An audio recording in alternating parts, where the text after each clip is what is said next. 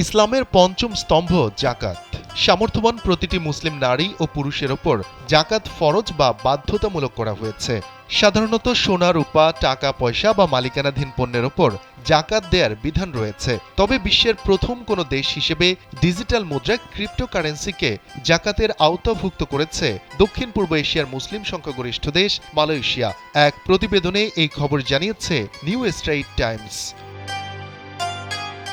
প্রতিবেদনে বলা হয়েছে, ব্লকচেন ও ক্রিপ্টোকারেন্সির যুগে জাকাত সম্পর্কে মুসলিমদের আরও অবগত ও প্রশিক্ষিত করতে এই উদ্যোগ নেওয়া হয়েছে। এমনটাই জানিয়েছেন দাতুক আব্দুল হাকিম আমির ওসমান, যিনি মালয়েশিয়ার ইসলামিক সংস্থা the federal territories Islamic religious কাউন্সিলের অঙ্গ সংগঠন জাকাত কালেকশন সেন্টারের প্রধান নির্বাহী।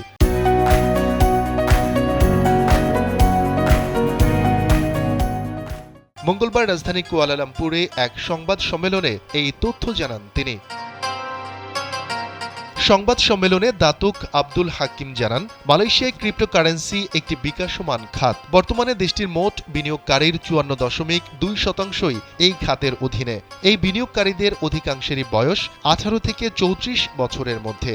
তাদের হাতে জমা রয়েছে ১,৬০০ কোটি রিঙ্গিত বা বাংলাদেশি মুদ্রায় ৪৩,৫২৬ কোটি ২১ লাখ টাকার সমপরিমাণ সম্পদ।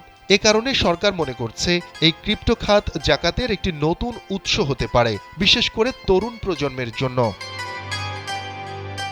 তথ্য বলছে, ৩,৪৫,৬৪,০০০ মানুষ অধ্যুষিত মালয়েশিয়ার মোট জনসংখ্যার ৬৩.৫% ইসলাম ধর্মাবলম্বী। দেশটির ক্রিপ্টো খাতে বিনিয়োগকারীদেরও একটি বড় অংশ মুসলিম। সম্প্রতি ফেডারেল টেরিটরিজ ইসলামিক রিলিজিয়াস কাউন্সিলের ১৩৪তম সেশনে ডিজিটাল কারেন্সিকে ব্যবসাযোগ্য পণ্য হিসেবে স্বীকৃতি দেওয়া হয়েছে উল্লেখ করে দাতুক আব্দুল হাকিম আরও বলেন, এখন ডিজিটালাইজেশনের যুগ। অর্থনীতি যেহেতু ডিজিটালাইজড হচ্ছে, আমাদেরও পরিবর্তিত পরিস্থিতির সঙ্গে খাপ খাইয়ে নিতে হবে। শফিকুল ইসলাম শান্ত, কালবেলা।